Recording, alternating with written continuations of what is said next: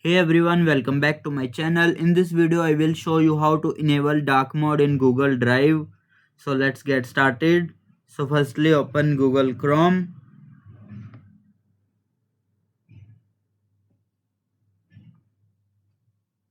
Now click on this, open Drive.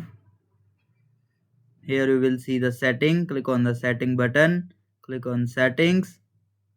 Here you will see all the information of your drive. Now scroll down. Here you will see appearance. It will be selected to light. Click on dark. Now you will see, if you don't see the theme option, Google Drive will follow your system or browser theme. Click done to save. Now you will see your Google Drive theme will be turned to dark. That's it. Now you know how to enable dark mode in Google Drive on desktop. If this video helped you, like the video and subscribe for more quick tech tutorials. Thanks for watching.